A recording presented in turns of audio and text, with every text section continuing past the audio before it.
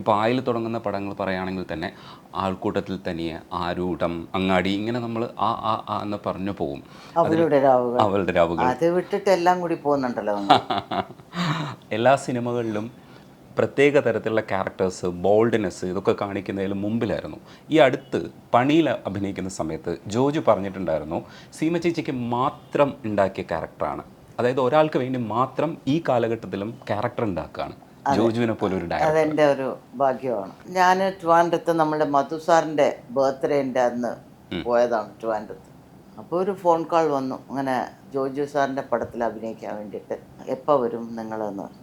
അതിൻ്റെ മാനേജർ ഞാൻ പറഞ്ഞു നാളത്തെ വൈകുന്നേരത്തെ ഫ്ലൈറ്റ് വരുന്നു. അപ്പം പുള്ളിക്കാരൻ വെയിറ്റ് ചെയ്യാണ് നിങ്ങൾക്ക് വേണ്ടി. ഞാനത് ഒരു തമാശയായിട്ട് എടുത്ത്. വീട്ടിൽ വന്നപ്പം എൻ്റെ മോനും ഉണ്ടായിരുന്നു. പുള്ളി തന്നെ വന്നു. സന്തോഷമാണ് എനിക്ക്. ബിക്കോസ് ഇപ്പോഴൊക്കെ ഫോണിൽ കൂടിയാണ് എല്ലാവരും ഷൂട്ടിംഗ് ഉണ്ട്, അഭിനയിക്കാൻ പറ്റുമോ, ഇന്ന റോളുണ്ട്, വരാൻ പറ്റുമോ എന്നൊക്കെ ചോദ്യം. പക്ഷെ ആ ഒരു ഇതിൽ ഇത് എനിക്കൊരു അത്ഭുതമായി തോന്നി ഈ കാലഘട്ടത്തിൽ. അപ്പോൾ പുള്ളി വന്നു, മോനും ഇരുന്ന് കഥ കേട്ടു. എൻ്റെ കഥാപാത്രം കണ്ടപ്പോൾ ഞാൻ ജോയി സാറിൻ്റെ അടുത്ത് പറഞ്ഞു, എന്തിനാ എന്നെ ഈ പടത്തിൽ വിളിക്കുന്നുള്ള ഇപ്പോൾ മനസ്സിലായെന്ന് പറഞ്ഞു. പുള്ളി പറഞ്ഞ ആ ഒരു ലാസ്റ്റ് സീനല്ലേ ക്ലൈമാക്സിൽ, അത് വേറെയായിരുന്നു. അതിനേക്കാളും നല്ലത് ഇപ്പം എടുത്തതാണ്. അപ്പം എൻ്റെ മോൻ പറഞ്ഞു, അമ്മ വിടല്ലേ അമ്മ, ചെയ്യണമ്മ. ഞാൻ ഉറപ്പായിട്ട് ചെയ്യാമനെ. അപ്പം അത് നല്ലൊരു പേര് കിട്ടി. ഇപ്പോഴും ഇന്നാളെ എവിടെയോ പോയപ്പോഴും പണീനെ കുറിച്ച് എടുത്ത് പറഞ്ഞു. പുള്ളി പ്രതീക്ഷയില്ല ഞാൻ ഫൈറ്റ് ചെയ്യുന്നുള്ളത്. ചേച്ചി ഒരു ഫൈറ്റ് ഉണ്ട് ചേച്ചി. പുള്ളി ടെൻഷനായിരുന്നു, ചേച്ചിനെ കൊണ്ട് എങ്ങനെയാണ് ചെയ്യിപ്പിക്കുന്നതെന്നൊക്കെ ഉള്ള ഭയങ്കര ഒരു ടെൻഷനായിരുന്നു. അപ്പം ഞാനതങ്ങ് ചെയ്ത് ഞാൻ പോയി. പുള്ളി അത് പ്രതീക്ഷയില്ല, ചേച്ചി അസലായിരുന്നു വെച്ചത്. ഇതൊക്കെ ഒരു നല്ലൊരു മൂവ്മെൻ്റ് ആണ്. വ്യത്യസ്തമായ ഒരു കഥാപാത്രങ്ങൾ ഒരുപാട് ചെയ്തിട്ടുണ്ട്. ഒളിമ്പ്യൻ അന്തോണി ആദം ചെയ്യുന്ന സമയത്ത് ഒരു ബ്രേക്ക് കഴിഞ്ഞ് തിരിച്ചു വന്നതാണ്. അതിനുശേഷം കടുവ ചെയ്യുന്നു, അങ്ങനെ കുറേ പടങ്ങളിൽ. കടുവ ഇപ്പോഴാണ് ചെയ്തത്. അതെ, ഈ അടുത്ത കാലത്ത് ചെയ്തതാണ്. പക്ഷേ പുറകോട്ട് പോകുമ്പോഴാണ് ചേച്ചി ആരാണെന്നുള്ളത് ശരിക്കും മനസ്സിലാവുക. ചില സീൻസ് ഞാൻ കാണിക്കാം. ചേച്ചി അസാധ്യമായിട്ട് പെർഫോം ചെയ്തിട്ടുള്ള ചില സീൻസ് ഉണ്ട്. അതിനൊരു പ്രത്യേകതയും കൂടെ ഉണ്ട്. എന്ന് വെച്ചാൽ ഇന്ന് നമ്മൾ ഫെമിനിസത്തെക്കുറിച്ച് പല പടങ്ങളിലും അത് ഇൻകോപ്പറേറ്റ് ചെയ്യാൻ ശ്രമിക്കാറുണ്ട്, ഫെമിനിസ്റ്റിക് ആശയങ്ങൾ. പക്ഷേ അന്ന് ടി ദാമോദരൻ സാറിൻ്റെയും MD സാറിൻ്റെയും ഒക്കെ തിരക്കഥകളിൽ സ്ത്രീ കഥാപാത്രങ്ങളുടെ ഭയങ്കര ബോൾഡ്നെസ് ഉള്ള കഥാപാത്രങ്ങളുണ്ട്. അപ്പോൾ മമ്മൂക്കയാണ്, ഇല്ലെങ്കിൽ മമ്മൂട്ടി, മോഹൻലാൽ, ഇങ്ങനെ ആര് എതിരെ വന്ന് നിന്നാലും അവർക്കും ഒക്കെ ഇമ്പോർട്ടൻസ് ഉണ്ടാവും. പക്ഷെ തിരിച്ചുള്ള ഡയലോഗ്സിന് ഒരു കുറവും ഉണ്ടാവില്ല. ഒരു ഡയലോഗ് നമുക്ക് തുടങ്ങാം. പ്ലീസ്. ഇത് വാർത്തയിലെ ഒരു സീനാണ് ചേച്ചി. ഒരു പത്രപ്രസ്താവന കൊണ്ട് അവരെ തോൽപ്പിക്കാൻ കഴിയുമെന്ന് കരുതിയോ? തനിക്കെതിരായ ശക്തി I will not. What are you trying to achieve? You want to be a martyr? Want to be a hero? No, there are no heroes, no crusaders here. This is a sick society, and in my way I am trying to cure the sickness. That is my duty and moral responsibility. ഇത് നോക്കി, എൻ്റെ ശരീരം നോക്കിയേ, ആ ഇങ്ങനെ ധരിച്ചു നിൽക്കുന്നു. ഇത് ഒരു സിനിമ മാത്രമല്ല ചേച്ചി, പല സിനിമകളിലും പഞ്ച് ഡയലോഗ് പറയേണ്ട സ്ഥലങ്ങളിലൊക്കെ സ്ത്രീകൾ പൊതുവിൽ പുറകിൽ നിൽക്കുന്ന ഒരുപാട് ക്യാരക്ടേഴ്സ് ചേച്ചി ചെയ്തിട്ടുണ്ട്.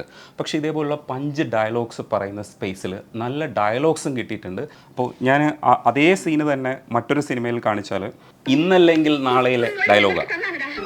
പഠിക്കുന്ന കാലത്ത് ഒരു പുതിയ പെൻസിൽ ആർക്കൂടെ വാങ്ങിച്ചാലും ശാഠ്യം പിടിച്ച് കരയുന്ന നിലയ്ക്കത് കിട്ടും. നീ കടിച്ചു കുത്തുന്ന പെൻസിൽ കുറ്റികൊണ്ടാണടാ ഞങ്ങളും എഴുതിയിരുന്നത്. മാം, ഈ സിനിമയിൽ തന്നെയുള്ള വേറൊരു സ്പേസിൽ, അതായത് ആ ക്യാരക്ടറിന്റെ ഫോർമേഷനാണ് ഞാൻ പറയാൻ ശ്രമിക്കുന്നത്.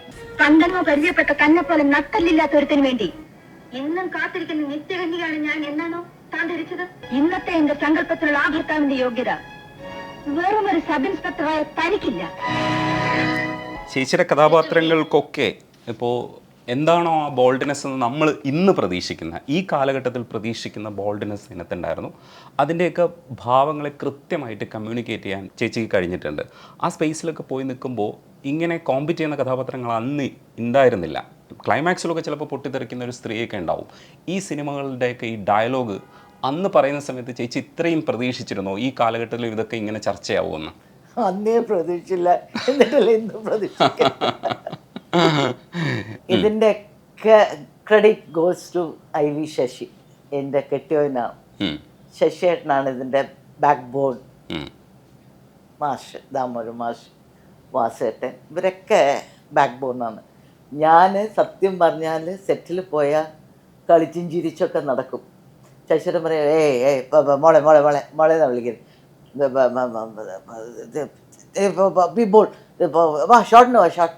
ഞാനോ അപ്പോൾ പറയാം ഷോട്ടിൽ വന്നാൽ പോരെ, എന്തിനാ ശശിധര ചുമ്മാ ആവശ്യമില്ലാതെ ചുമ്മാ നെയ്ന്ന് പറഞ്ഞുകൊണ്ടിരിക്കുന്നത്. ഇങ്ങനെയാണ് ഞാൻ, കുട്ടിക്കളിയാണ് അത്. ഇങ്ങനെ ഇത്രയും ബോൾഡ്നെസ് എന്നുള്ളത് ഇന്നാണ് അറിയുന്നത്. സത്യം പറയാണ്, കാര്യമായിട്ടും പറയാണ്. ബിക്കോസ് അന്ന് അത് ഒരുപാട് അങ്ങ് കളിച്ചും ചിരിച്ചൊക്കെ നടന്ന അങ്ങനത്തെ ഒരു അഭിനയമാണ് ഞാൻ അഭിനയിക്കുന്നത്. അപ്പം അത് ഇങ്ങനെ വേണം എന്നുള്ളത് ശശിയേട്ടനാണ് പറയുന്നത്. ഈ ഡയലോഗ്, ബിക്കോസ് ഈ ഇത്രയും എമോഷണലുള്ള ഡയലോഗ് ഇത്രയും ഇപ്പോഴാണ് ഞാൻ കറക്റ്റായിട്ട് അത് കേൾക്കുന്നത്. സത്യം പറഞ്ഞാൽ ഇത്രയും ബോൾഡായിട്ട് ഉണ്ടോ എന്നുള്ളത് ഇപ്പോഴാണ് കേൾക്കുന്നത് ഞാൻ. വെച്ചാൽ ഇപ്പം നമ്മൾ ഇടയ്ക്ക് ഞാൻ എൻ്റെ പടങ്ങളിൽ തന്നെ കാണാറുണ്ട്. കുറേ കാണാത്ത പടങ്ങളൊക്കെ കുറച്ച് ഇപ്പോഴാണ് കാണാൻ തുടങ്ങുന്നത് ഞാൻ. അപ്പോൾ അങ്ങനെയുള്ളപ്പോൾ ഇപ്പോൾ കണ്ടപ്പോൾ ഞാനാണോ ഇതെന്ന് ആലോചിക്കുന്നത്. ഈ ഗൈഡ് ചെയ്തതിൽ IV ശശി തന്നിട്ടുള്ള ഏറ്റവും നല്ല ഉപദേശങ്ങളിൽ ഒന്നായിട്ട് എനിക്ക് തോന്നിയിട്ടുള്ളത്, കണ്ണുനീര് വീഴാൻ പാടില്ല, വീഴാൻ പാടില്ല, അത് കണ്ണിൽ തന്നെ നിൽക്കണം, അങ്ങനെ ഹോൾഡ് ചെയ്ത് വെക്കുന്ന കഥാപാത്രങ്ങൾ. അതാണ് വലിയ തലവേദനയാണ് അത്. അതിങ്ങനെ നിൽക്കണം എന്ന് പറയും. ഞാൻ പറയും ശശിട്ട് ഇങ്ങനെ നിന്ന് അത് എങ്ങനെ നിൽക്കും, അത് അതിൻ്റെ അടുത്ത് പറയാൻ പറ്റുമോ എന്നൊക്കെ ചോദിക്കും ഞാൻ. അല്ല പറയാതെ നീ എന്താ പുഴ ഒഴുകുന്നു ഇവിടെ ഒഴുകാൻ പാടില്ല എന്ന് പറയും. അത് മരിക്കുന്ന സീന് വന്നാൽ കരയണ്ടെന്ന് പറയും. കരയാൻ പാടില്ല. എന്നിട്ട് ശരിക്കും മരിക്കുന്ന വീട്ടിൽ പോയാൽ ശശിയേട്ടനും ഞാനും അങ്ങനെ പോകുമ്പോൾ എല്ലാവരും കരയും. ഞാൻ പറയും ശശിയേട്ടാ കണ്ട ഒഴുകുന്ന എങ്ങനെ ഒഴുകുന്ന നോക്കി കണ്ണിന്നേരം. ശശിയേട്ടൻ ഇങ്ങനെ അവർക്ക് ചോദിക്കുന്ന ചോദ്യം സമയം നോക്കിയെന്ന് ആലോചിച്ച് ശശിയേട്ടൻ പറയും ചോദിക്കേണ്ട സമയമാണോ ഇതെന്ന്. ഞാൻ ഇല്ല, ശശിയേട്ടനല്ലേ പറയും ഇവിടെ നിൽക്കണം, കണ്ട കണ്ണീരിന്നൊക്കെ ഒഴുകുന്നു, എങ്ങനെയൊക്കെ ആവുന്നു, എന്നെ പറഞ്ഞൊരു കാര്യമില്ല എന്നൊരു ലുക്ക് ശശിയേട്ടൻ. അങ്ങനെയാണ് അത്, വലിയ പാടാണ് അത്. പ്രാർത്ഥനയുണ്ടാവും, ഞാൻ പറയുന്നത് വിശ്വസിക്കില്ലേ. അത് ഗ്ലിസറിൻ ഇടാനും പാടില്ല. ഗ്ലിസറിൻ ഇട്ടാൽ ഒഴുകും. അപ്പം മനസ്സിൽ ആ ഫീലിംഗ് കൊണ്ടുവരാൻ പറയും. നീ മനസ്സിൽ അത് ആലോചിക്കുക, ഇതെങ്ങനെയാണെന്നുള്ളത് ആലോചിച്ച് അങ്ങനെയല്ല. ഇപ്പോൾ ഈ അനുബന്ധം എന്ന് പറഞ്ഞ പടത്തിലൊക്കെ നിങ്ങൾക്ക് ക്ലൈമാക്സിൽ നോക്കിയാൽ അറിയാം, ശശിയേട്ടൻ എന്നെ കരയിപ്പിച്ച് വിട്ടു. അത് വിട്ടിട്ട് ഷോട്ട് കട്ട് ചെയ്താണ്. പിന്നെ വന്നിരുന്നു, നിന്നോടും പറയാൻ പ്രത്യേകം പറഞ്ഞിട്ടാ പോയത്. കട്ട് ചെയ്തേയില്ല ശശിയേട്ടൻ, അങ്ങനെ എടുത്തോണ്ടേയിരുന്നു. അപ്പോൾ ആ ഫീലിംഗ് പിന്നെ കിട്ടൂല എന്ന് വിചാരിച്ചിട്ട് ഗ്ലിസറിൻ ഇടാറുത്. ശശിയേട്ടന് ഗ്ലിസറിൻ ഇടാൻ പാടില്ല. അങ്ങനെ അത്യാവശ്യം ഉണ്ടെങ്കിൽ മാത്രമേ ഉള്ളൂ ഗ്ലിസറിൻ ഇടണം എന്ന്. പിന്നെ പുള്ളിക്ക് അങ്ങനെ നാച്ചുറലായിട്ട് അത് വേണം. നീ ആലോചിക്കുക, നീ കരയുമ്പോൾ ഇങ്ങനെ കണ്ണുനീരിങ്ങനെ നിൽക്കും, നോക്കിക്കോ, നീ ഫീൽ ചെയ്യും.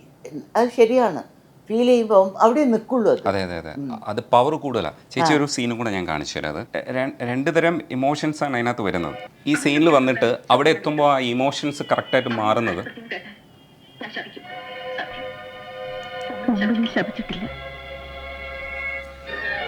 ഇന്ന് ശപിച്ചിട്ടില്ല എന്ന് പറഞ്ഞിട്ട് ചേച്ചി വീണ്ടും അടുത്ത് ചിരിക്കുന്ന സീനിലേക്ക് കട്ട് ചെയ്തിട്ടുണ്ട്. എന്നിട്ട് ഇമോഷൻസ് തിരിച്ചു പിടിക്കുന്നുണ്ട്. Thank you. എന്നെ ഇപ്പം ഞാൻ നിങ്ങൾക്ക് നന്ദി പറയാണ്, ബിക്കോസ് എന്നെ ഞാനായിട്ട് അതിൽ മനസ്സിലാക്കി തന്നതിന്. Thank you so much. ചേച്ചി ആ കണ്ണടയ്ക്കുന്ന ആ സ്പേസിലാണ് ശരിക്കും തിരിച്ച് വർക്ക് ചെയ്ത് ചിരി വരുത്തുന്നുണ്ട്. അപ്പോൾ ആ ഇമോഷൻസ് അത് അങ്ങനെ കൺട്രോൾ ചെയ്യാനേ ഭയങ്കര ബുദ്ധിമുട്ടുള്ളൊരു പരിപാടിയാണ്. എനിക്കത് ഇപ്പോൾ ഫീൽ ചെയ്യുന്നു. ഞാൻ നിങ്ങളെക്കുറിച്ച് ഞാൻ കേട്ടിട്ടുണ്ട്, ഭയങ്കര ഒരു ഇൻ്റർവ്യൂവിൽ യൂട്യൂബിൽ ഭയങ്കര ഫേമസ് ആണെന്ന്.